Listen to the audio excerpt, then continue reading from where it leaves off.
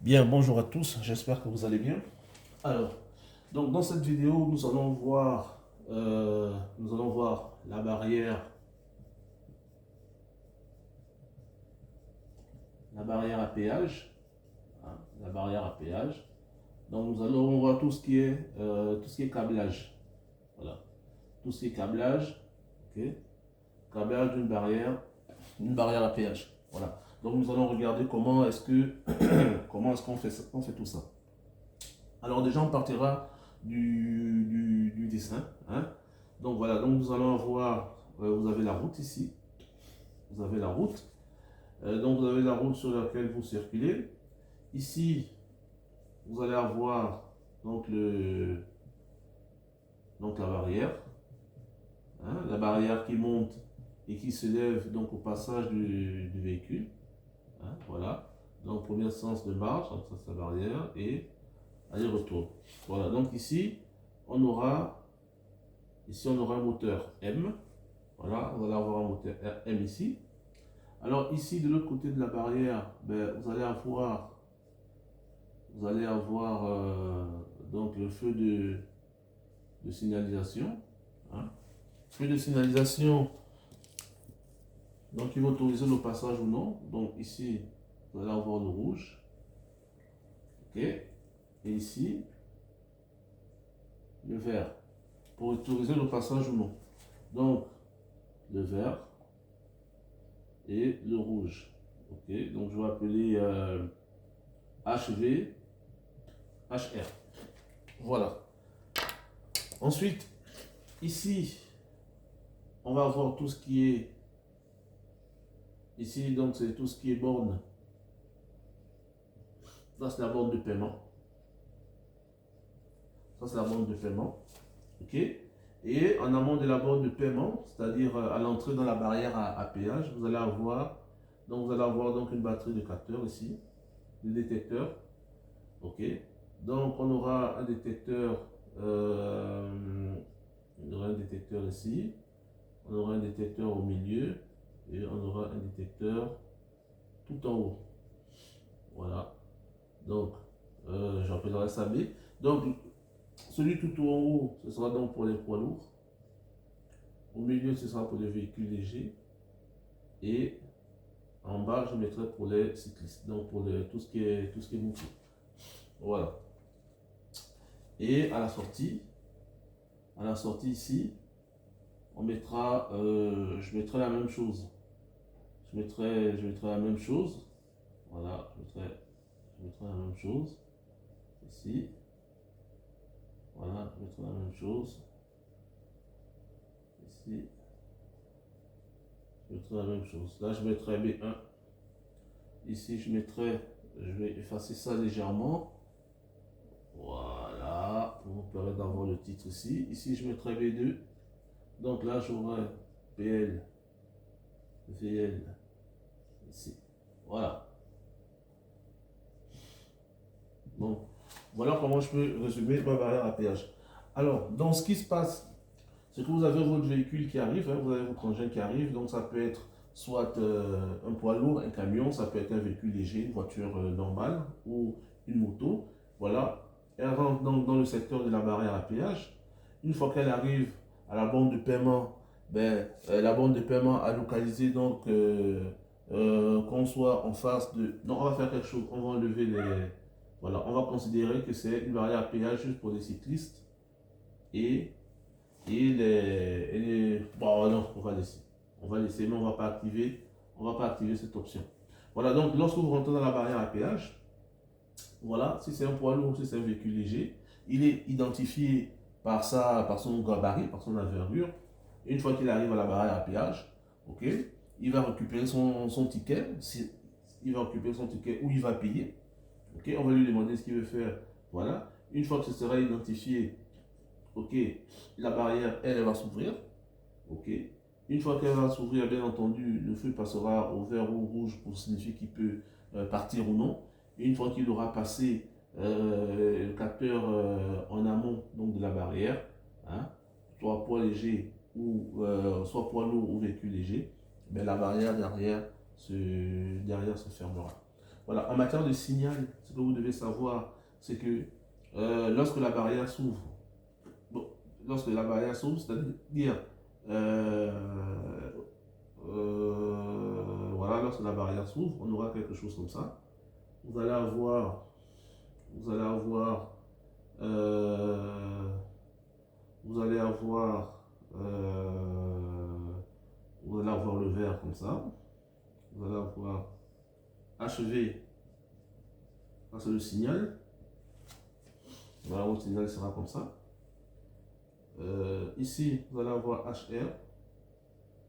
À un moment donné, là, c'est 1. Okay. Vous allez perdre le signal HR. Okay. Ici, vous êtes à 0. Vous allez HV va monter en 1. Donc, c'est-à-dire HV. Donc, le voyant vert va s'allumer. Le voyant vert va s'allumer à partir de là. Une fois que le voyant vert s'allume, on va dire, une fois que le voyant vert s'allume, la barrière, une seconde plus tard, la barrière s'ouvre. Donc ça c'est la barrière, c'est le moteur, la barrière qui va s'ouvrir. Okay. Donc la barrière s'ouvre et vous avez le signal vert, vous n'avez pas le rouge. Ok. Voilà. Donc vous passez, supposons que vous êtes un véhicule léger, vous passez. Ok. Donc vous passez, là c'est B2 VL, vous passez.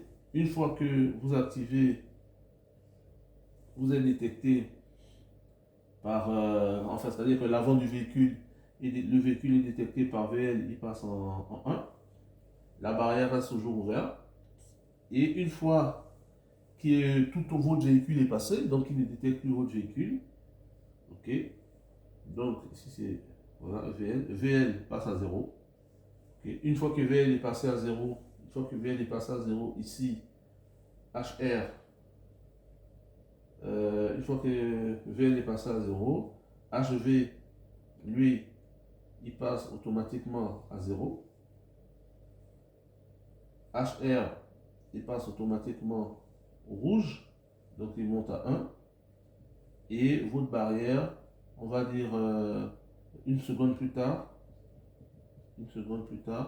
votre barrière passe à 0, elle se ferme. Voilà. Donc vous aurez donc ici, ok, donc le passage du véhicule, hein, votre véhicule, il a traversé complètement cette partie. Ok, c'est ici, il a traversé complètement cette partie. Une fois qu'il a traversé complètement cette partie, une seconde plus tard, la barrière va se fermer. Mais dans le même temps, ok, le vert s'arrête et le rouge s'allume. Voilà. Donc ce sera quelque chose comme ça. Voilà. Et donc, ce sont donc ces signaux-là, hein, pour expliquer, pour schématiser un peu, ce seront donc ces signaux-là qui vont guider, qui vont driver le fonctionnement de la barrière à péage. Voilà. De la barrière à péage, sachant que la barrière à péage, elle peut être soit en service, soit hors service. Voilà. Donc si elle est en service, ben, on peut avoir bien en amont,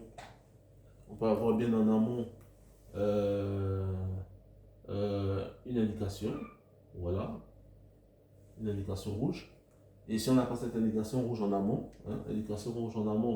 qu'on va appeler HS, voilà. Et si on n'a pas cette indication rouge en amont, ça veut donc dire que la barrière est indisponible. En matière de borne de paiement, c'est géré par, on va considérer que c'est géré par une entreprise spécialisée. Voilà. Parce que elle va gérer donc tout ce qui est ticket, tout ce qui est paiement. Voilà. Donc cette entreprise, c'est une entreprise spécialisée. Donc ce que vous, en tant que technicien ou en tant qu'électricien, vous, ce que vous allez gérer ici, c'est juste la mise à disposition du 24 volts. Donc du coffret électrique, donc de 24 volts. Vous allez amener donc le 24 volts ici. Et le 24 volts va donc permettre de faire fonctionner tout ce qui est à l'intérieur, parce qu'il y aura de l'électronique, il y aura de l'électricité, ainsi de suite. Voilà. C'était basse tension, très basse tension. Donc vous allez amener le 24, vous allez amener vous allez emmener le 230 volts, autant pour moi. Vous allez emmener le 230 volts ici. Ok. Une fois que vous allez amener le 230 volts, la borne de paiement va fonctionner et vous allez récupérer, ok, vous allez récupérer pour la barrière un signal, ok, qui sera donc le 24 volts. Ce 24 volts là, vous allez le récupérer juste derrière la validation, la confirmation du paiement. Voilà. Bien entendu, ce signal que vous allez récupérer, vous devez le faire, avec le technicien chargé de la borne de paiement. Vous comprenez? Donc, c'est-à-dire c'est un cahier de charge qui sera mis à disposition du technicien de paiement pour lui dire, bon voilà ce que nous voulons, et ainsi de suite. Et donc, nous voulons que le signal de confirmation de paiement, ok, on le récupère, on puisse le récupérer pour pouvoir alimenter notre moteur. Voilà. Et ce sera le même signal qui va permettre d'alimenter donc les voyants rouge, vert et voilà. Donc ce sera ça. Ok, donc si vous avez compris ça, je vais effacer les signaux. Vous avez compris les signaux. Voilà, donc vous avez quelque chose comme ça. Alors, vous avez quelque chose comme ça. Bon, en matière de... Ici, vous allez avoir un moteur. Hein, c'est un moteur, pas comme les moteurs qu'on rencontre dans l'industrie, c'est un moteur spécifique. Ok. Mais pour le cas d'exercice, on va considérer que c'est un moteur comme on rencontre dans l'industrie, pour tout ce qui est schéma. Sachant que ici, sur ce moteur, on aura des fins de course. On aura des fins de course hautes et des fins de course bas. Parce que la fin de course haute, elle va indiquer que la barrière est bien ouverte. Ok. Et la fin de course basse va indiquer que la barrière est bien fermée. Voilà. Donc il va s'agir de ça. Voilà, il va s'agir de ça.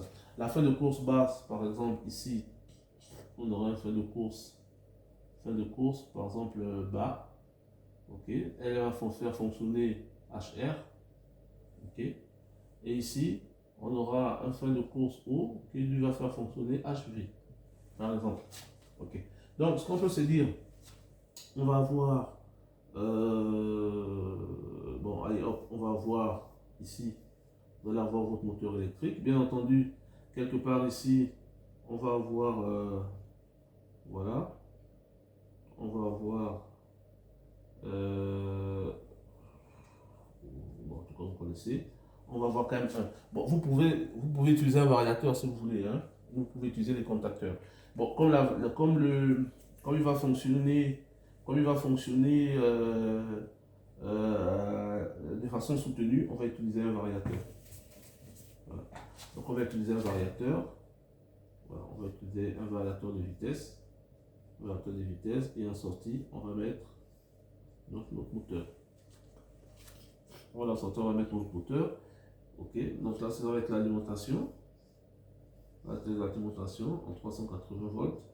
Ok, ici, mon moteur. C'est un moteur, on va dire, soit 380 par exemple. C'est un petit moteur, on va dire 380, c'est pas grave.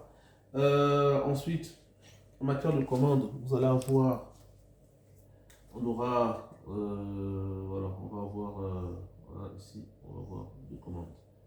Voilà, LI1 et LI2. Donc, on va avoir deux éléments qui vont permettre de commander l'ouverture ou la fermeture de la barrière. Pour que la barrière s'ouvre, il nous faut le signal de la borne de paiement. Voilà, il nous faut le signal de la borne de paiement. Donc, le signal de la borne de paiement, je vais l'appeler par exemple BP.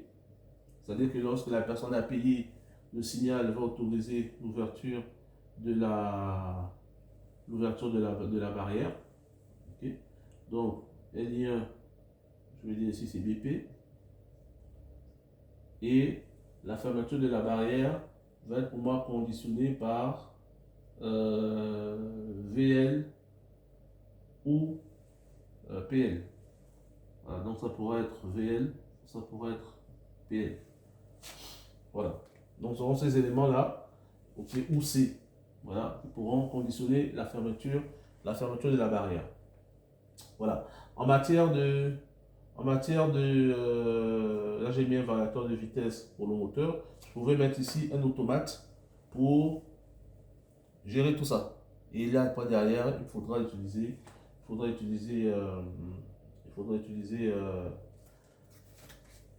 alors, donc, si je mets un automate, si je mets un automate, je vous mets ici un automate. Ok. Je vous mets ici un automate, donc je vais l'alimenter. Donc, je l'alimente ici, neutre, phase, donc en 230 volts. Ok.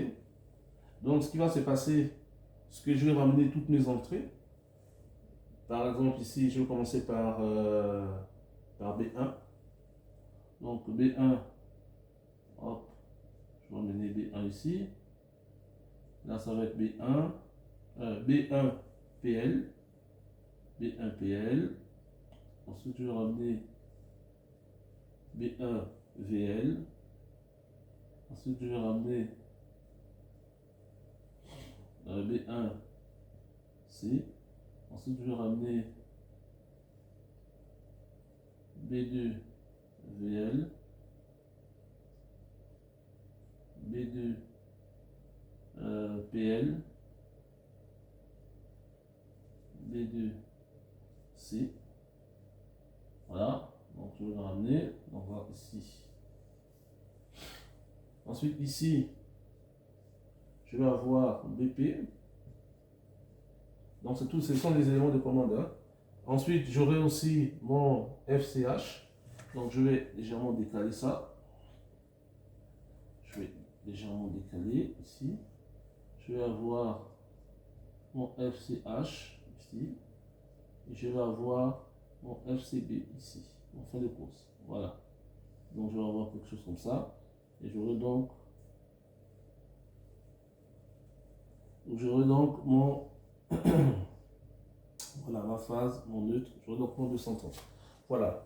Et bien entendu, ici, hein, ici, tout ça, si vous voulez, on peut les prendre comme ça. Et on peut avoir un 24 volts ici. Voilà. Donc on a des 24 volts qui viennent comme ça. Ok, donc ce sont les contacts de tous ces éléments. Donc là, c'est les entrées. Hein. Là, ça peut être I0, I1, I2, I3, I4, I5, I6, I7, I8. Voilà, on peut avoir quelque chose comme ça. Ensuite, en sortie, on va donc avoir tout ce qui est actionneur. En sortie, on va aller sur le moteur M, sens 1. On va aller sur le moteur M, sens 2. Donc là, ça va être par exemple l'ouverture. Là, ça va être la fermeture. Ensuite, ici, on va aller sur HV. Ensuite, ici, on va aller sur HR. Après, ne pas oublier que j'avais aussi HS ici. Donc, HS. Ok. Je vais avoir HS, soit je le mets sur l'automate, ou je peux aussi le mettre sur un circuit à part. Je pense que je vais le mettre sur un circuit à part. Voilà. Donc voilà comment est-ce qu'on peut on peut donc faire fonctionner la barrière à péage à partir donc d'un automate. Voilà. Donc voilà, donc on aura ça. Voilà, donc on aura ça. Et ensuite derrière, ici, voilà, donc vous aurez votre automate, voilà, TSX si vous voulez. Voilà, vous aurez votre automate ici, avec donc tous vos éléments de USB pour venir brancher, ainsi de suite, 230 volts. Voilà, donc vous aurez ça. Voilà. Donc ce qui va simplement se passer, c'est que une fois que l'opérateur aura mis en marche, voilà, aura tout mis en marche ici. Bien entendu, derrière tout ça, derrière l'automate, on a la confirmation du boîtier de paiement. Hein. On a la confirmation du boîtier de paiement Parce que si le boîtier de paiement ne fonctionne pas aussi, ça va être un problème. Donc derrière, il y a forcément un signal, hein, un signal de confirmation qui viendra quelque part en amont de ce 24 volts là pour confirmer, il y aura un contact donc qui partira de là pour confirmer que le terminal de paiement, okay, toute la borne est fonctionnelle. Parce que si ce n'est pas fonctionnel, toute cette partie, donc l'automate ne peut pas être fonctionnel. Voilà. Donc on aura donc un signal de fonctionnement qui confirmera donc que tout ça est fonctionnel, ce sera un contact. Et à partir de ce contact, une fois qu'on aura donc un véhicule qui avancera ou une moto ou un poids lourd, ok, donc on aura par exemple B1 poids lourd qui va s'activer. Il va s'activer ici. Donc ce signal va s'activer. On pourra le mettre par exemple. Poids lourd, lui, il va s'activer. Paf, il va s'activer. Si c'est un poids lourd qui arrive, ok. Poids lourd activé. Il a par exemple pris son ticket. Ok. Il a pris son ticket. Donc on aura le signal BP. Le signal, c'est quoi? BP, voilà, on aura le signal BP ici qui va s'activer. Une fois qu'on aura le signal poids lourd et BP, à partir de là, on aura, et on a aussi le signal fin de course bas HR, voilà, fin de course bas, ok, donc on a le fin de course bas qui est activé, donc la barrière est fermée, on a un véhicule qui est venu et on a oui, ça c'est fermé, donc on a ça en sortie, HR, voilà, et ça là c'est à 0, ok, donc c'est bon, donc la barrière est fermée, ok, la barrière est fermée, le moteur est en position fermée, ok, donc pour les sorties c'est ce qu'on doit avoir, et maintenant, fin de course bas activé, véhicule poids lourd présenté, BP activé, ok, donc une fois qu'on a ces trois, ce qui va se passer, c'est que notre barrière va s'ouvrir. Donc lui, il va s'arrêter. Lui va s'ouvrir. Une fois que lui va s'ouvrir, HR va s'arrêter. HV va s'allumer. Ok. Et notre véhicule va passer. Donc on a ces trois conditions-là. Ok. Qui permettent de circuler. Maintenant, une fois que notre poids lourd arrive ici, une fois que notre poids lourd arrive, donc traverse la barrière, déjà PL lui va s'arrêter. Voilà, lui va s'arrêter. Ok, on pourra toujours garder le signal, PL va s'arrêter. Une fois qu'il va s'arrêter et qu'il arrive ici, PL2, lui, il va s'allumer pour dire que il est en train de passer. Ok, donc on sera toujours dans cette configuration là. FCB, lui, on ne l'aura plus. On aura FCH ici. Voilà. Et il va circuler. Voilà. Et une fois il aura complètement passé donc ce point-là, ce point 2, ce qui va se passer, une fois qu'il aura passé ce point, lui, il va s'arrêter. Une fois qu'il lui va s'arrêter, le moteur va repartir à sa position d'origine. Ok. Il va se fermer, il va s'arrêter, il va s'activer. BP, lui, il va s'arrêter. Le moteur qui était en FCH position haute va revenir en position basse. Ok. Et on revient dans les conditions initiales. Voilà, on revient dans les conditions initiales. Une autre voiture arrive et le cycle reprend. Voilà. Je trouve que c'est très bien de garder BP pendant tout le cycle. Ça permet donc d'éviter que pendant qu'il avance ici, un autre véhicule vienne manipuler la borne. Je trouve que c'est pas mal. Voilà. Donc tout ce système sera verrouillé pendant que le véhicule précédent passe.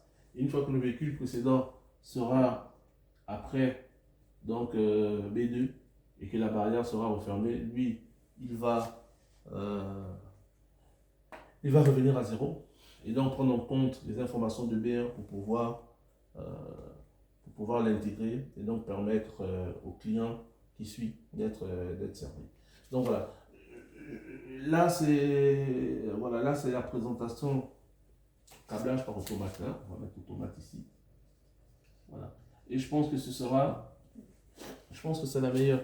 Voilà, c'est mieux de mettre par automate parce que parce que si on met les contacteurs, si on fait fonctionner tout ça par des contacteurs, des relais, voilà, à chaque fois, voilà, ils vont fonctionner, on s'ouvrir, se fermer, on s'ouvrir, se fermer, ça va chauffer. Alors qu'avec un automate, non seulement c'est simple, vous comprenez clairement que voilà, on a un 24 volts qui arrive sur les contacts. Et bien entendu, ici, on aura un contact ouvert qui sera lié à la borne de paiement. Voilà. Ce contact, lui, sera fermé pour confirmer effectivement que le terminal est fonctionnel. Et ce qui va nous permettre de faire fonctionner un autre automate. Et nos sorties automates vont contrôler le moteur, l'ouverture, la fermeture et éventuellement les voyants vert et le voyant rouge. Et donc vous avez le moteur avec donc, ces deux sens de marche commandés par un variateur de vitesse. Voilà. Soit on le commande par un variateur de vitesse ou on le commande par deux contacteurs. Voilà, deux contacteurs séparés. On peut aussi le faire. Voilà, deux contacteurs KM1, on peut mettre KM2. Voilà, deux contacteurs moteurs séparés pour commander notre moteur. Voilà. Donc je pense que c'est ce que j'avais pour vous aujourd'hui, hein, pour une barrière à péage. Vous voyez que c'est simple, hein, c'est des choses faciles qu'on peut mettre en place.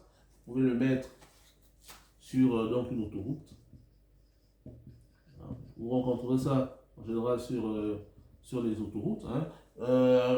Ceux qui sont par exemple à Abidjan en Côte d'Ivoire, hein, les barrières à péage, c'est ça. Voilà, ce n'est pas quelque chose de sorcier, donc il faut démystifier ce que vous voyez, hein, ce qu'on rencontre sur les autoroutes.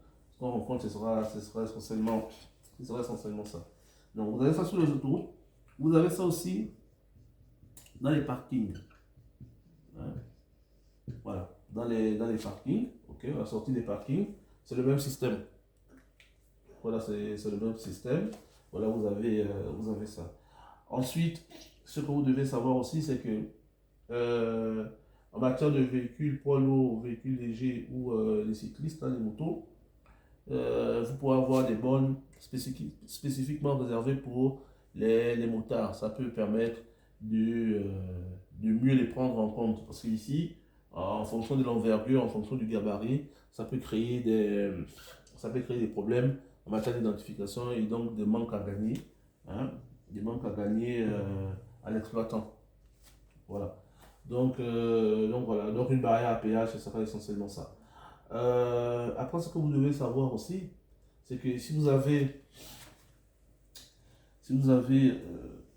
une autoroute, hein, ça c'est le sens à l'aller, ça c'est le sens retour. Vous pouvez avoir plusieurs postes à péage. Hein. Vous pouvez avoir plusieurs postes à péage ici. Pareil pour là aussi. Voilà, on va avoir plusieurs postes à péage. Voilà, on va avoir plusieurs postes à péage. Alors, si on a plusieurs postes à péage, là, dans ce sens, on a 1, 2, 3, 4, 5, 6, 7, 8. Ici, on a 1, 2, 3, 4, 5, 6, 7. Voilà.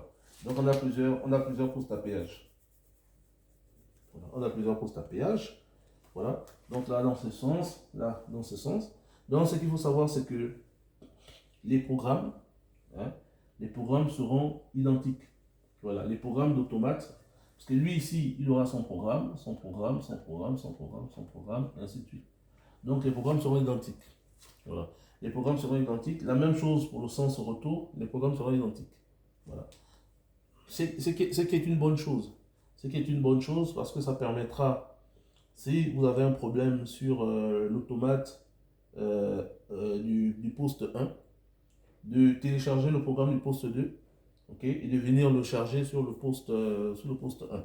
Voilà. Et là, vous avez standardisé, donc vous avez exactement la même chose. Mais à condition d'avoir exactement la même configuration technique. Une fois que vous avez la même configuration technique, Et vous avez les mêmes équipements et ce sera bien. Ensuite, en matière de câblage, ici vous allez avoir, pour avoir une armoire électrique, voilà, ainsi de suite, jusqu'à l'armoire électrique 8. Voilà.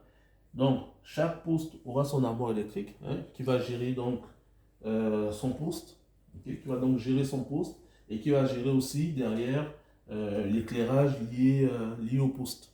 Voilà, qui va gérer l'éclairage lié à l'environnement du poste, qui va gérer l'éclairage à l'entrée à l'entrée du péage et éventuellement s'il y a d'autres choses de sécurité, des flashs lumineux de sécurité à mettre en cas d'urgence par exemple. Voilà. Donc vous allez avoir donc cette armoire électrique 1 qui va le faire et ainsi de suite pour tous les postes jusqu'à 8 dans ce sens. La même chose aussi dans ce sens.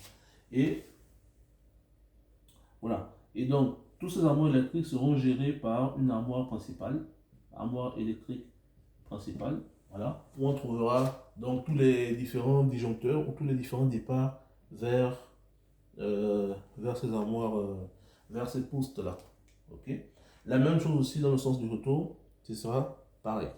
Voilà.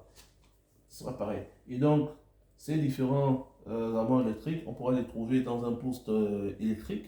Hein, un poste électrique pas loin, ça peut être au niveau du poste de contrôle, du poste de contrôle donc de la barrière à péage. Okay. Donc on aura une salle de contrôle avec les différentes caméras de surveillance, derrière une salle électrique, okay, qui va donc prendre en compte tous les armoires avec la ventilation qui convient, ainsi de suite, bureau du chef électricien, voilà.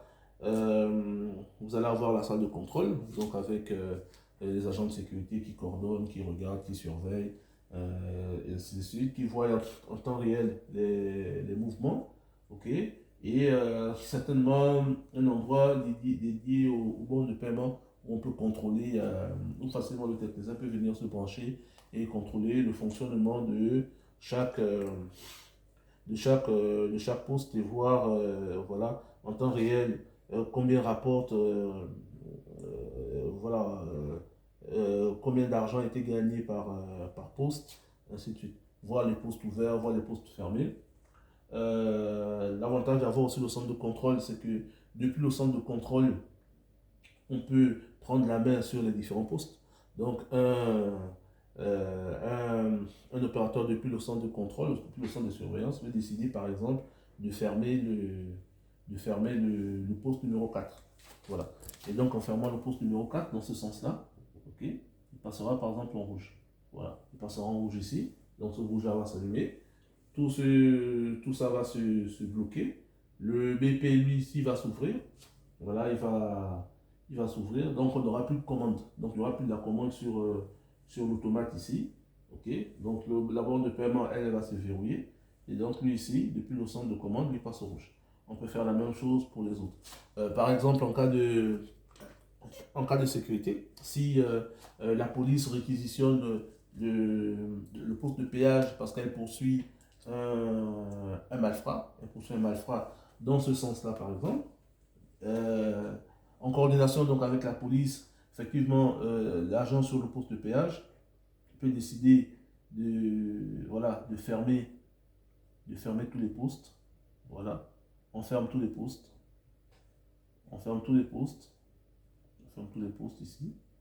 Et on garde juste le numéro 8 pour la police. Et donc la police, les secours en arrivant, savent que c'est le poste 8 sur lequel ils sont prioritaires. Et donc iront directement vers ce poste numéro 8. Voilà. Sans chercher à venir sur les autres. Elles iront immédiatement sur le poste 8.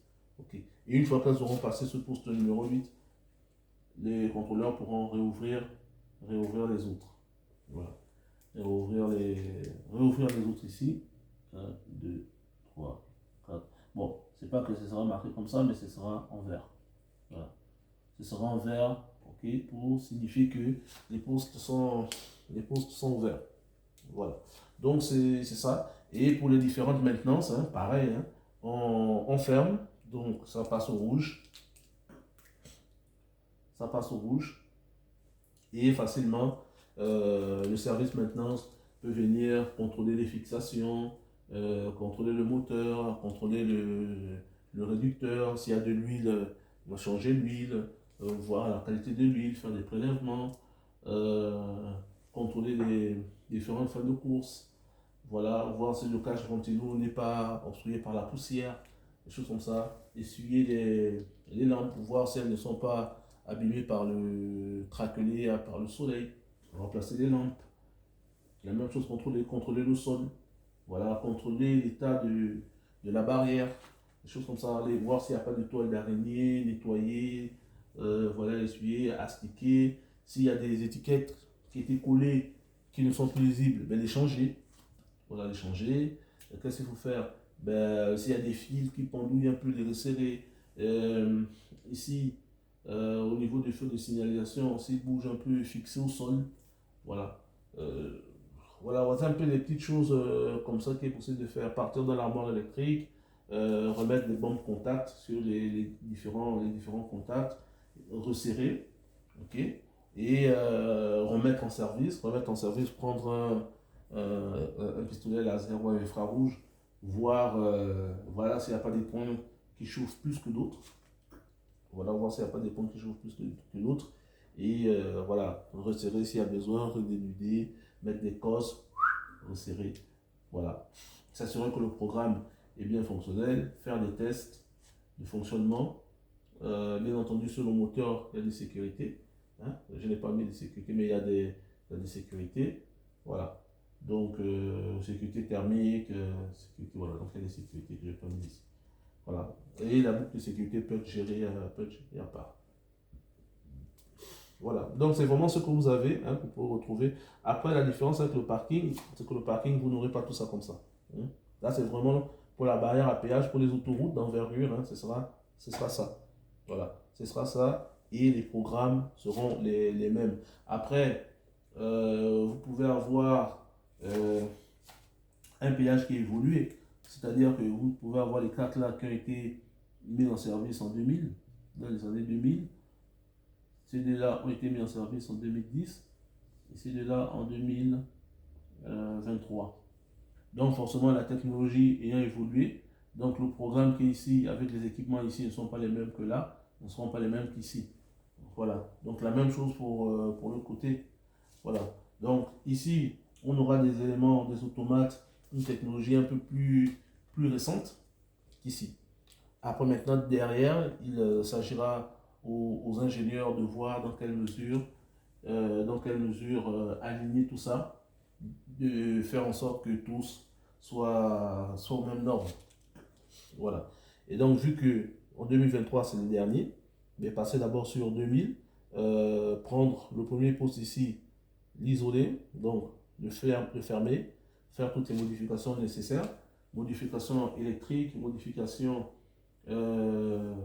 physiques, ok. Et une fois que ce sera fait, prendre le programme ici, le charger dans l'automate et ouvrir la barrière. Voilà, ça c'est des choses qui peuvent prendre des jours, voire des semaines en fonction de l'envergure des travaux. Voilà, donc c'est ce que j'avais pour vous aujourd'hui, hein, la barrière à péage, câblage par automate. Je pense on est bien, on est pas mal.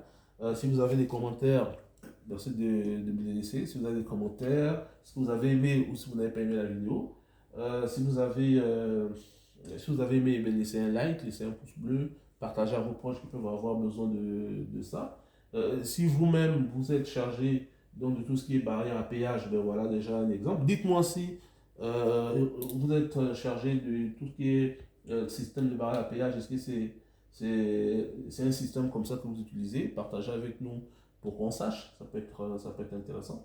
Et c'est bien parce qu'il y a des pays où on peut en avoir besoin. Par exemple, les pays comme le Mali, le Niger, le Burkina, qui sont en train de se développer, pourront avoir besoin donc de ce système-là. Donc c'est bien pour nos jeunes frères maliens, burkinabés, nigériens de savoir que ce système existe, facilement implémentable.